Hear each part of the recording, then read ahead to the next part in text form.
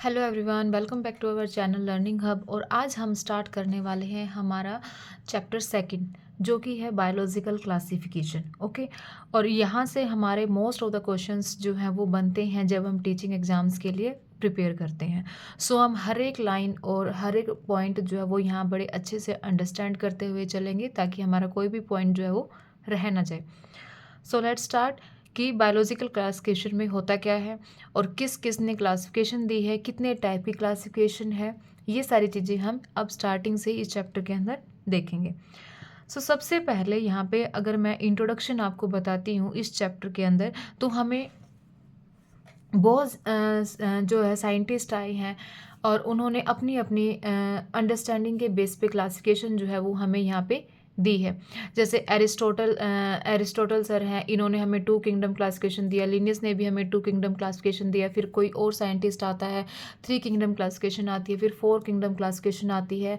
Last में जो अब तक चल रही है यूनिवर्सल, जो हम हर जगह मानी जाती है, वो है RH विटेकर सर की, जिन्होंने हमें फाइव किंगडम क्लासिफिकेशन जो है वो दी है। तो ये सारी किंगडम क्लासिफिकेशन जो हम देखेंगे, कौन से को एक्सेप्ट किया गया, कौन से क्लासिफिकेशन को एक्सेप्ट नहीं किया गया, ना एक्सेप्ट करने के क्या कारण थे, वो सारी चीज़ें हम इसके अंदर आज रीड करेंगे। स्टार्ट करती हूँ मैं एरिस्टोटल सर से। एरिस्टोटल से पहले जो एक क्राइटेरिया माना गया था, जिनको हम एक साइंटिफिक नहीं मानते हैं, कि एक नॉन साइंटिफिक वे से क्लासीफाई जो क्राइटेरिया था वो क्या था, on the basis of use, own use. यहाँ पे लिखा भी हुआ है, need to use organism for own use.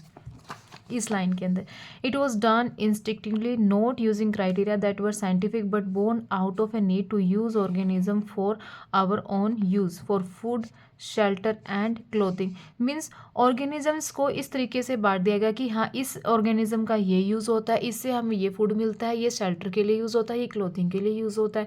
इस बेसिस पे क्या कर दिया, ऑर्गेनिजम्स को बांट दिया, जो कि ये नॉन साइंटिफिक क्राइटेरिया था, ये बिल्कुल भी वैलिड नहीं था। उसके बाद कौन आते हैं, एरिस्टोटल। कौन आता है, Aristotle. Aristotle was the earliest to attempt a more scientific basis. अब एरिस्टोटल ने हमें साइंटिफिक बेसिस से क्लासिफिकेशन दी, और इसने क्या यूज़ किया, मोर्फोलॉजिकल करैक्टर्स। मोर्फोलॉजिकल करैक्टर्स का क्या मतलब होता है, एक्सटर्नल फीचर्स। मोर्फोलॉजिकल करैक्टर्स का क्या मतलब होता है, एक्सटर्नल फीचर्स। इसने क्या किया कि ये बाहर से बॉडी को देखा, इसने प्लांट्स को, और कि हाँ ये एनिमल की तरह दिखता है तो उसको एनिमल की उसके अंदर कैटेगरी के अंदर डाल दिया। ये प्लांट की तरह दिखता है तो उसको प्लांट की कैटेगरी के अंदर डाल दिया। अब प्लांट्स में भी क्या है कि छोटे छोटे प्लांट्स हैं जो मेडिसिन पर्पज़ के लिए यूज़ होते हैं, उनको हर्ब्स के अंदर डाल दिया। जो छोटे छोटे झाड़ियाँ वगैरह होती हैं जो छोटी, उनको श्रब्स में डाल दिया। जो बड़े पेड़ होते हैं उनको ट्री के अंदर डाल दिया। और एनिमल्स के अंदर क्या किया इसने, एनिमल्स को इसने दो के अंदर डिवाइड किया, कि एक एनिमल को जब हम देखते हैं कि उसके अंदर रेड ब्लड प्रेजेंट है तो उसको एनीमिया बता दिया। जिनके अंदर रेड ब्लड प्रेजेंट नहीं है उसको एनीमिया, राइट। ये था एरिस्टोटल के क्लासीफाई करने का तरीका। यहाँ पे मैंने ऊपर यहाँ पूरा लिखा भी हुआ है कि एरिस्टोटल ने कितना दिया, हमें टू किंगडम क्लासिफिकेशन दिया। एरिस्टोटल ने क्या दिया, टू किंगडम क्लासिफिकेशन यहाँ पे हमें दिया। मोर्फोलॉजिकल करैक्टर्स यानी एक्सटर्नल करैक्टर्स को देखते हुए, एक्सटर्नल फीचर्स को देखते हुए, उनके चेहरे को देखते हुए, उनके फेस को देखते हुए। अंदर का भी उसने कुछ नहीं देखा कि कैसे सेल प्रेजेंट है, यूनिसेलुलर है, सेल वॉल प्रेजेंट है, न्यूक्लियर प्रेजेंट है, नथिंग एल्स। उसने ऐसा कुछ भी नहीं देखा। जस्ट उसने फोकस किया कि इसके मोर्फोलॉजिकल करैक्टर्स क्या है, ये दिखने में कैसा है, और दिखने में कैसा है इस बेसिस के ऊपर उसने दो किंगडम हमें दिए। एक किंगडम हमें दिया प्लांट, और दूसरा किंगडम हमें क्या दिया, एनिमल। प्लांट को जो बिल्कुल छोटे होते हैं उसको किस में डाल दिया, हर्ब्स। जो उससे थोड़े से बड़े होते हैं, झाड़ियाँ टाइप होती हैं, उसको किस कैटेगरी के अंदर डाल दिया, श्रब्स के अंदर। जो बड़े पेड़ होते हैं उनको किस में डाल दिया, इसने ट्री के अंदर डाल दिया। ये तीन कैटेगरी इसने प्लांट की दे दी।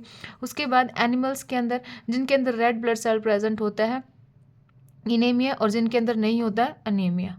ओके, ये था एरिस्टोटल का। उसके बाद क्या आता है, इन लीनियस। दूसरा साइंटिस्ट आता है ये, in Linnaeus time a two kingdom system classification with plant and animal. अब लीनियस ने भी क्या दिया, टू किंगडम क्लासिफिकेशन दिया हमें। एरिस्टोटल ने भी टू दिया था, लीनियस ने भी टू दिया था, बट दोनों का डिवाइड करने का तरीका अलग था। लीनियस ने क्या किया कि जिनके अंदर सेल वॉल प्रेजेंट है वो क्या होंगे, प्लांट्स होंगे, और जिनके अंदर सेल वॉल प्रेजेंट नहीं है वो क्या होंगे, एनिमल्स के अंदर होंगे। अब इसने ये नहीं देखा कि जिसके अंदर सेल वॉल प्रेजेंट है वो यूनिसेलुलर है या मल्टी सेलुलर है, वो फोटोसिंथेटिक है या नॉन फोटोसिंथेटिक है, मतलब वो अपना खाना खुद बना सकता है कि नहीं बना सकता है ना, उसने ऐसा नहीं देखा। उसने सिर्फ एक ही फीचर यहाँ पे नोट किया, सेल वॉल वाला, कि cell wall, if cell wall is present then it is considered as a plant, if cell wall is absent then it is considered as animal. तो यहाँ पे एक शॉर्ट नोट मैंने लिख दिया कि लिनियस ने हमें 2 किंगडम क्लासिफिकेशन दिया है, इसने भी 2 किंगडम दिया, 2 किंगडम दिया, डिवाइड कर दिया प्लांट और एनिमल में। प्लांट के पास सेल वॉल जो है वो प्रेजेंट होती है, एनिमल के पास सेल वॉल जो है वो absent होती है। ये लिनियस का क्राइटेरिया था। बट यहाँ पे ना एरिस्टोटल को वैलिड माना गया, ना लिनियस को वैलिड माना गया, क्योंकि एरिस्टोटल ने तो कुछ देखा ही नहीं, कि ना सेल टाइप देखा, ना सेल वॉल देखा, ना न्यूक्लियर मेम्ब्रेन देखा। जस्ट उसने क्या देखा, मोर्फोलॉजिकल करेक्टर्स देखा, जिसके बिहाफ पे हम ये नहीं कह सकते हैं कि हाँ ये वाली क्लासिफिकेशन जो है वो करेक्ट है। उसके बाद जो लिनियस आते हैं उन्होंने भी क्या किया, सिर्फ सेल वॉल देखा है। क्या देखा, सिर्फ एक सेल वॉल के करैक्टर को देखा है, सिर्फ सेल वॉल के करैक्टर को देख के बाकी सारे करैक्टर की भी यूनिसेलुलर है, मल्टी सेलुलर है, ऑटोट्रोफिक है या हेटेरोट्रोफिक है, तो ये सारी चीज़ें जो है उसने नहीं देखी। तो ये वाला हमारा जो है किंगडम क्लासिफिकेशन जो है ये भी नहीं माना गया था। This system didn't distinguish between the eukaryotes and prokaryotes. देखो किसने यूकैरियोट्स और प्रोकैरियोट्स में भी डिस्टिंग्विश नहीं किया, यूनिसेलुलर और मल्टीसेलुलर में भी हमें नहीं पता चला, फोटोसिंथेटिक एंड नॉन फोटोसिंथेटिक में भी हमें नहीं पता चला। Classification of organisms into plants and animals was easily done and was easy to understand, but a large number of organisms did not fall into either category. Hence, the two kingdom classification used for a long time was found inadequate. क्या माना इसको, inadequate, मतलब ये सही नहीं है, ये proper नहीं है। Besides gross morphology, a need was also felt for including other characteristics like cell structure, nature of wall, mode of nutrition, habitat, method of reproduction, evolutionary relationships etcetera. Means ये कह रहा है कि यहाँ पे हमारे पास और भी करेक्टर्स बहुत है, जैसे कि सेल स्ट्रक्चर कैसा है, सेल वॉल का नेचर कैसा है, न्यूट्रिशन कैसा है, हैबिटेट कैसी है, रिप्रोडक्शन किस तरीके से हो रहा है, इवोल्यूशनरी रिलेशनशिप उसका कैसा है, ये सारी चीज़ें भी हमें कंसिडर करनी चाहिए थी। सो इन चीज़ों को देखते हुए बाद में जब और ज़्यादा साइंटिस्ट आते हैं तो हमारा एक और साइंटिस्ट आता है, इनके बीच में भी यहाँ पे हमने सिर्फ यहाँ पे 2 किंगडम क्लासिफिकेशन गिवन, इसके बाद 3 किंगडम क्लासिफिकेशन भी आया है, 4 किंगडम क्लासिफिकेशन भी आया है, बट जो अब तक माना गया है वो कौन सा है, हमारा R.H. विटेकर, जो 1969 में इसने प्रपोज किया 5 किंगडम क्लासिफिकेशन। और ये इम्पॉर्टेंट है, PYQ भी है, डायरेक्ट क्वेश्चन ऐसे आ जाता है कि 5 kingdom classification is given by, 5 kingdom classification किसने दिया था, R.H. विटेकर ने।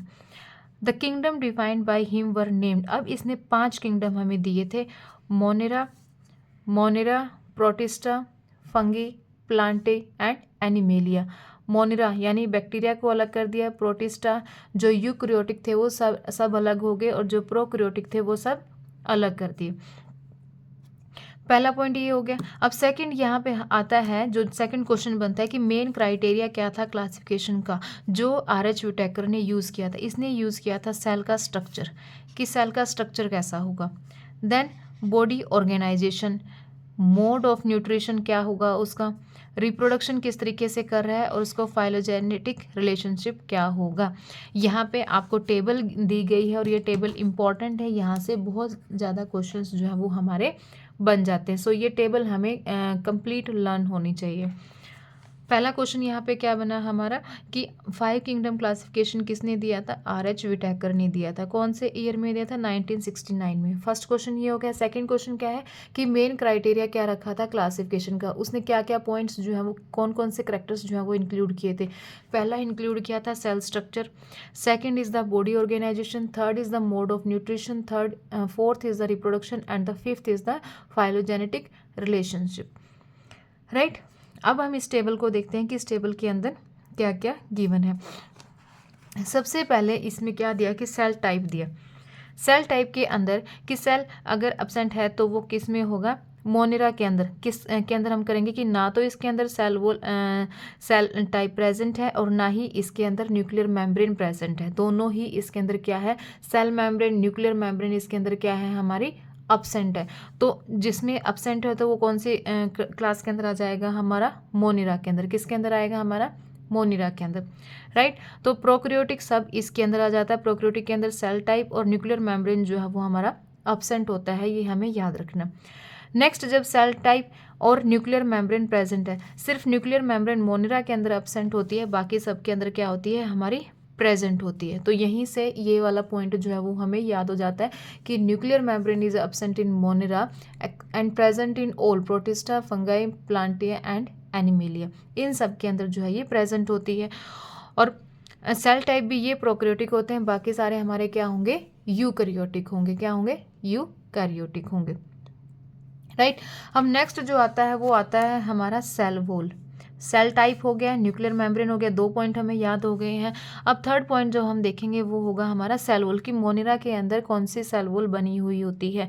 मोनिरा के अंदर होता है non cellulosic polysaccharides plus amino acid. इसके अंदर अमीनो एसिड्स होते हैं और शुगर की बनी हुई होती है ये, जो पॉलीग्लाइकन्स होते हैं, पेप्टिडोग्लाइकन्स होते हैं, जो पेप्टिडोग्लाइकन्स होते हैं ना उनकी बनी होती है, पेप्टिडोग्लाइकन्स प्लस अमीनो एसिड्स। तो ये शुगर और अमीनो एसिड्स की बनी हुई होती है। NAG plus NAM, right, NAG, NAG plus NAM, इसकी जो है इसकी सेल वॉल जो है वो हमारी बनी हुई होती है। अब प्रोटिस्टा के अंदर क्या है, प्रेजेंट इन सम, जो सेल वॉल है वो किसी में प्रेजेंट होती है, किसी में नहीं होती है। जैसे डाइनोफ्लैजिलेट्स उनके अंदर प्रेजेंट होती है, बाकी किसके अंदर प्रेजेंट होती है, क्या क्या इसके और एग्जाम्पल्स आएंगे हम नेक्स्ट जब प्रोटिस्टा पढ़ेंगे तो यहाँ पे हमें गिवन भी होगा, राइट। जब हम प्रोटिस्टा पढ़ेंगे तो यहाँ पे हमें सारे एग्जाम्पल्स जो है वो मिल जाएंगे, राइट। नेक्स्ट क्या है, फंगी। फंगी के अंदर भी जो सेल वॉल है वो प्रेजेंट होती है। कौन सी प्रेजेंट होती है, प्रेजेंट विद काइटिन। इसके अंदर नैग प्रेजेंट होता है, NAG, N acetyl glucosamine, और ये था N acetyl glucosamine plus N acetyl muramic acid. इसके अंदर सिर्फ N acetyl glucosamine present होता है। और ये भी इंपॉर्टेंट है, यहाँ पे हमें से क्वेश्चन पूछ लिया जाता है कि cell wall of fungi is made up of, chitin किसके अंदर प्रेजेंट होता है, फंगी के अंदर प्रेजेंट होता है, मोनिरा के अंदर प्रेजेंट होता है, प्रोटिस्टा के अंदर, ये सारे हमें पता होना चाहिए, राइट। नेक्स्ट क्या है, अब प्लांट्स के अंदर सेल वॉल जो है वो प्रेजेंट होती है, सेलुलोजिक सेल वॉल होती है, और एनिमल्स के अंदर सेल वॉल जो है वो हमारी अपसेंट होती है, राइट। एनिमल के केस में सेल वॉल इज अपसेंट। सो यहाँ से हमें सेल वॉल वाला पोर्शन जो है वो भी क्लियर हो गया कि कैसे कैसे हमने इनको अलग किया, कि अगर नॉन सेलुलोजिक है मोनिरा के अंदर हो गया, प्रोटिस्टा के अंदर किसी के अंदर सेल वॉल प्रेजेंट है, मोस्टली के अंदर सेल वॉल अपसेंट होती है, फंगी के अंदर सिर्फ नैग काइटिन प्रेजेंट होता है, प्लांट के अंदर सेलुलोजिक सेल वॉल होती है, और एनिमल्स के अंदर जो सेल है वो हमारी क्या होती है, अपसेंट होती है। न्यूक्लियर मेम्ब्रेन हमें पता चल गया कि मोनिरा के अंदर न्यूक्लियर मेम्ब्रेन नहीं होती, बाकी सब में न्यूक्लियर मेम्ब्रेन जो है वो प्रेजेंट होती है। नेक्स्ट, अगर हम बॉडी ऑर्गेनाइजेशन की बात करते हैं, बॉडी ऑर्गेनाइजेशन के अंदर कि इसके मोनिरा को अगर हम सबसे पहले देखते हैं कि मोनिरा के अंदर सेल टाइप भी प्रोकैरियोटिक था, न्यूक्लियर मेम्ब्रेन भी एब्सेंट थी, तो जो इसके अंदर सिर्फ cellular base of body organization जो है वो प्रेजेंट होती है, और वो कैसी होती है, हमारी यूनिसेलुलर। कैसा होता है ये, यूनिसेलुलर होता है। नेक्स्ट, प्रोटिस्टा भी क्या होता है, ये भी यूनिसेलुलर होता है, प्रोटिस्टा भी क्या होता है, हमारा यूनिसेलुलर होता है। अब फंगी, अभी एक लेवल जो है वो बढ़ रहा है, अब सेल जो है वो आपस में मिलकर बनाएंगे, क्या बन जाएगा, वो मल्टी सेलुलर बन जाएगा, और लूज टिश्यू हमें यहाँ पे देखने को मिलते हैं, multicellular plus loose tissue यहाँ पर होते हैं। नेक्स्ट, प्लांट्स के अंदर अब क्या आ जाता है, हमारा टिश्यू या ऑर्गन आ जाते हैं, क्या आ जाते हैं, टिश्यू या ऑर्गन आ जाते हैं, जैसे स्टेम है, रूट है, लीव्स है, जो फोटोसिंथेसिस टेक प्लेस करवाते हैं। तो अब यहाँ पे ऑर्गन्स का काम आना स्टार्ट हो गया, तो प्लांट्स के अंदर क्या हो जाते हैं, हमारे ऑर्गन बॉडी ऑर्गेनाइजेशन हो जाती है। अब एनिमल्स के अंदर क्या हो जाता है, वो और ज़्यादा डेवलप हो जाते हैं, टिश्यू ऑर्गन या ऑर्गन सिस्टम, जैसे डाइजेस्टिव सिस्टम है, एंडोक्राइन सिस्टम है, रेस्पिरेटरी सिस्टम है, एक्सक्रीटरी सिस्टम है, ये सारे सिस्टम जो हैं वो एनिमल्स के अंदर पाए जाते हैं, right. Monera unicellular, Protista unicellular, Fungi multicellular और या फिर लूज टिश्यू यहाँ पर होता है। प्लांट्स के अंदर टिश्यू और ऑर्गन होता है, एनिमल्स के अंदर क्या होता है, टिश्यू और ऑर्गन या ऑर्गन सिस्टम इसके अंदर पाया जाता है, राइट। नेक्स्ट जो मेन टॉपिक रखा गया था यहाँ पे, mode of nutrition. Mode of nutrition यानी जो अपना खाना खुद बना लेते हैं वो क्या होंगे, ऑटोट्रॉफिक होंगे, जो दूसरे के ऊपर डिपेंड करते हैं वो क्या होंगे, हेटेरोट्रॉफिक होंगे, राइट। तो मोनिरा के अंदर क्या है, autotrophic, chemosynthetic and photosynthetic and heterotrophic, saprophytic and parasitic. इसके अंदर ये सारी कैटेगरीज यहाँ पे हमें पाई जाती हैं। ऑटोट्रॉफिक है तो वो कीमोसिंथेटिक यानी केमिकल की हेल्प से, फोटोसिंथेटिक यानी लाइट की हेल्प से, एंड हेटेरोट्रॉफिक जो दूसरे के ऊपर डिपेंड करते हैं, इसके अंदर आएगा सेप्रोफिटिक या फिर पैरासिटिक। देन आता है हमारा प्रोटिस्टा। प्रोटिस्टा के अंदर भी ऑटोट्रॉफिक एंड हेटेरोट्रॉफिक दोनों कैटेगरीज पाई जाती हैं। फंगी के अंदर सिर्फ हेटेरोट्रॉफिक होता है जो दूसरे के ऊपर डिपेंड करता है, या तो डेड एंड डिकेइंग मैटर जो हो गया या जो वेस्ट मैटर जो होता है उसके ऊपर डिपेंड करेंगे, या किसी सेकेंड बॉडी के ऊपर डिपेंड करते हैं, इसको हम बोलते हैं पैरासिटिक। नेक्स्ट आता है प्लांट्स। प्लांट्स जो है वो सिर्फ ऑटोट्रॉफिक होते हैं, फोटोसिंथेटिक मतलब फोटोसिंथेसिस, हर एक प्लांट जो है वो फोटोसिंथेसिस जो है वो करता है। नेक्स्ट आता है हमारा एनिमल। एनिमल जो टोटली क्या है, हेटेरोट्रॉफिक है, होलोजोइक है, सेप्रोफिटिक है, जो सॉलिड फूड को क्या करता है, एंगल्फ करता है। राइट। यहाँ पे हमें क्लियर हो गया कि मोड ऑफ न्यूट्रिशन क्या था मोनिरा और प्रोटिस्टा के अंदर, ऑटोट्रॉफिक हेटेरोट्रॉफिक दोनों, both conditions are present. In fungi only heterotrophic condition is present, plants only autotrophic and animals only heterotrophic. ये यहाँ पे आपको एक बेसिक चार्ट गिवन था जिसके अंदर हमने सिर्फ मेन पॉइंट्स को रीड किया है। अभी इनकी डिटेल्स जो है वो हम आगे चैप्टर के अंदर रीड करेंगे। अब हमने सिर्फ इस टेबल के अंदर ये देखा कि RH विटेकर ने कौन कौन से पॉइंट्स को कंसिडर करके उनको डिफ्रेंशिएट किया है 5 किंगडम को। राइट। आई होप आपको ये वाली टेबल जो है वो क्लियर हो गई होगी, और ये बहुत मोस्ट इम्पॉर्टेंट है ये, इसलिए मैंने इसको स्टार मार्क किया है। यहाँ से 1 क्वेश्चन जो है वो बनता ही है, सेल वॉल से रिलेटेड बनता है एक तो, कि ये तो हमेशा आता ही है कि सेल वॉल जो है वो किस में सेल वॉल और कौन सी सेल वॉल जो है वो प्रेजेंट होती है, कौन सी शुगर प्रेजेंट होती है, काइटिन किसके अंदर प्रेजेंट होता है, ये इम्पॉर्टेंट है। राइट। अब RH विटेकर ने 5 किंगडम क्लासिफिकेशन दिया। इसके बाद एक और साइंटिस्ट आते हैं जिन्होंने क्या दिया, हमें 6 किंगडम क्लासिफिकेशन दिया। क्या दिया, 6 किंगडम क्लासिफिकेशन। उसने क्या किया कि बाकी के किंगडम्स को ऐसे ही रखा, प्रोटिस्टा को, फंगी को, प्लांट्स और एनिमल्स को ऐसे ही रखा। ये जो मोनिरा था, मोनिरा को इसने 2 पार्ट्स के अंदर डिवाइड कर दिया, you bacteria and Archie bacteria. किसके अंदर डिवाइड किया, you bacteria and Archie bacteria, और रेस्ट जो था वो सेम एज इट इज़ रहा। अब किस बेसिस पे इसने उसको डिवाइड किया, उसने किया based on the 16S ribosomal RNA। 16S ribosomal RNA sequence के बेस के ऊपर उसने मोनिरा को क्या कर दिया, डिफरेंशिएट कर दिया 2 के अंदर, you bacteria and Archie bacteria. इसमें थोड़ा सा पढ़ते हैं यहाँ पे और क्या लिखा हुआ है।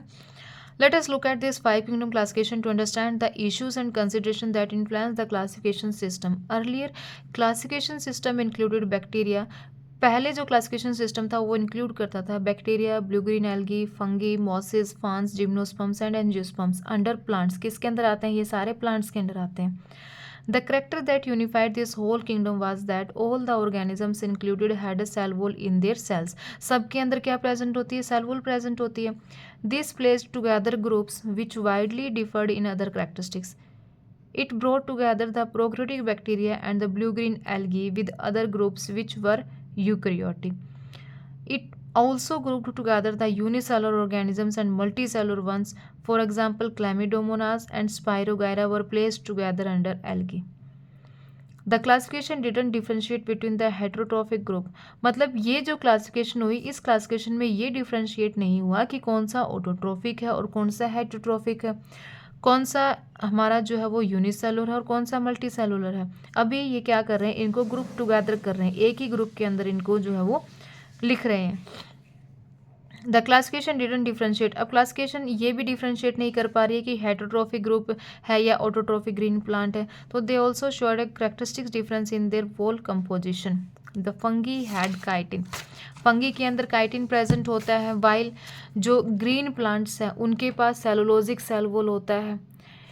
मीन्स ये कह रहा है कि प्लांट्स के अंदर, हमने ये तो देख लिया कि प्लांट्स के अंदर ही ये सारी चीज़ें प्रेजेंट होती हैं, ब्लू ग्रीन एल्गी भी है, फंगी भी है, मोस भी है, जिम्नोस्पर्म भी है, एंजियोस्पर्म, ये सब किसके अंदर कंसिडर कर रहे हैं, ये प्लांट्स के अंदर कंसिडर कर रहे हैं। बट ये ऐसे डिफ्रेंशिएट नहीं हो रहा है, हम इनको ऐसे क्लासीफाई नहीं कर रहे हैं कि जैसे बैक्टीरिया है, बैक्टीरिया अपना खाना खुद नहीं बनाता है, ब्लू ग्रीन एल्गी क्या है, ऑटोट्रॉफिक है, अपना खाना खुद बनाती है, फंगी जो है ये पैरासिटिक है, ये अपना खाना खुद नहीं बनाती है।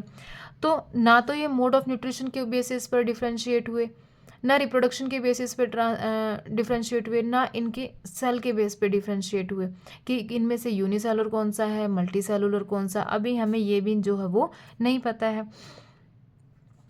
सो यहाँ पे और फंगी के अंदर काइटिन प्रेजेंट होता है, बट ग्रीन्स जो प्लांट्स होते हैं उनके अंदर काइटिन प्रेजेंट नहीं होता। उनके अंदर क्या प्रेजेंट होता है, उनकी जो वॉल होती है वो सेलुलोजिक सेल वॉल होती है। When such characteristics were considered, the fungi were placed in separate kingdom. जब ये वाले करेक्टर्स देखे गए तो फंगी को एक अलग किंगडम के अंदर डाल दिया और उस किंगडम का नाम हमने दे दिया kingdom Fungi. All prokaryotic organisms were group together under kingdom Monera. जितने भी प्रोक्रियोटिक ऑर्गेनिजम्स हैं वो सारे किसके अंदर डाल दिए, किंगडम मोनिरा के अंदर डाल दिए। And the unicellular eukaryotic organisms were placed in kingdom protista. और जो यूनिसेलुलर यूक्रियोटिक ऑर्गेनिजम्स थे वो किसके अंदर डाल दिए हमने, प्रोटिस्टा के अंदर डाल दिए। Kingdom Protista has brought together Chlamydomonas, Chlorella. यहाँ पे मैंने शॉर्ट करके लिखा हुआ है कि पहले हमारे पास क्या थे, क्लोरेला और क्लैमिडोमोनास। पहले हम इसको किसके अंदर कंसिडर करते थे, प्लांट्स के अंदर कंसिडर करते थे। और जो अमीबा और पैरामीशियम है ये किसके अंदर आता था, एनिमल्स के अंदर आता था, क्योंकि ये सभी क्या है, यूनिसेलुलर यूक्रियोट्स है। ये भी यूनिसेलुलर यूक्रियोट्स है, ये भी यूनिसेलुलर यूक्रियोट्स है। तो हमने इनको टुगेदर अब किसके अंदर रख दिया है, टुगेदर इन प्रोटिस्टा के अंदर। किसके अंदर रख दिया है हमने इसको, प्रोटिस्टा के अंदर रख दिया है। बट पहले किसके अंदर था, क्लोरेला और क्लैमिडोन प्लांट्स के अंदर आता था, अमीबा पैरामीशियम एनिमल्स के अंदर आता था। अब ये चारों किसके अंदर आ रहे हैं, टुगेदर इन प्रोटिस्टा, क्योंकि चारों के अंदर एक सिमिलैरिटी है कि ये सभी यूनिसेलुलर यूक्रियोट्स हैं।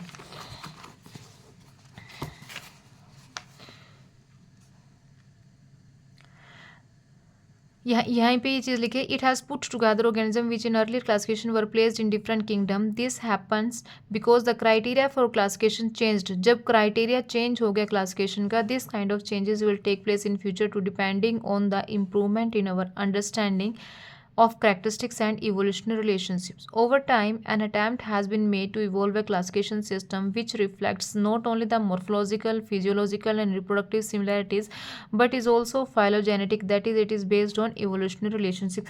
ये कह रहा है कि सिर्फ हमने उसको morphologically, physiologically और reproductive basis पर ही नहीं देखना है, उसकी phylogenetic भी देखनी है, मतलब उसकी evolutionary history भी देखनी है कि क्या क्या relationship हैं, उसके बेस पे भी हम उसको differentiate करना है। ओके सो अब इस चैप्टर के अंदर जो हम पढ़ेंगे, इस चैप्टर के अंदर हम पढ़ेंगे ये वाले किंगडम मोनिरा, प्रोटिस्टा एंड फंगी। ये तीनों किंगडम जो है हम इस चैप्टर के अंदर रीड करेंगे। प्लांट्स का एक अलग चैप्टर आएगा और एनिमल का जो है वो अलग चैप्टर आएगा इसके अंदर पूरा डिटेल में। इस चैप्टर के अंदर हम सिर्फ 3 किंगडम यहाँ पे हम रीड करेंगे, Monera, Protista and Fungi. Okay so आज की क्लास मैं इतनी ही लूँगी। आई होप कि आपको ये वाला पोर्शन जो है वो अच्छे से क्लियर हो गया होगा कि कैसे डिफ़ाइन किया गया, कैसे क्लासीफाई किया गया है अलग अलग साइंटिस्ट के द्वारा। और ये सारा हमें पता होना चाहिए कि एरिस्टोटल ने 2 किंगडम दिया था, उसने किस तरीके से डिफ़ाइन किया, लिनियस ने क्या चीज़ किस पॉइंट को कंसिडर किया है क्लासीफाई करते time, and then R.H. Whittaker जो ये मेन अब तक हम इसकी क्लासिफिकेशन जो है वो मानते हैं, रीड करते हैं और जो वैलिड अब तक मानी गई है। ये वाला टेबल जो है ये इम्पोर्टेंट है, यहाँ से क्वेश्चन जो है वो हमारे बनते हैं। और जो इस पैराग्राफ में इम्पोर्टेंट था वो मैंने यहाँ पे नोट कर दिया है, राइट। आप भी अपने नोट्स को जो है वो ऐसे ही अच्छे से प्रिपेयर करें ताकि जब हम इसकी रिवीजन करेंगे तो हमें अब डिटेल पढ़ने की ज़रूरत नहीं है। जब हम इसकी रीडिंग करेंगे तो डायरेक्ट हमने ऊपर से पढ़ लेना कि एरिस्टोटल ने क्या दिया था, लिनियस ने क्या दिया है, R.H. विटेकर की इस टेबल को हम रीड करेंगे, राइट। अब नेक्स्ट जो हमारी कल की जो क्लास होगी उसके अंदर हम किंगडम मोनिरा से स्टार्ट करेंगे कि मोनिरा किंगडम आर्की बैक्टीरिया और यू बैक्टीरिया के अंदर जो है वो बांटा गया है, इसके अंदर क्या क्या चीज़ें आती हैं, क्या इनके स्पेशल फीचर्स हैं, वो हम कल की क्लास के अंदर नोट करेंगे, राइट। सो आज की क्लास यहीं पर ओवर करते हैं। Stay tune for more classes. और अगर कोई प्रॉब्लम है, कहीं पे कोई पॉइंट आपका रह जाता है तो आप कमेंट सेक्शन में मुझे मैसेज करके ज़रूर पूछिएगा। Thank you.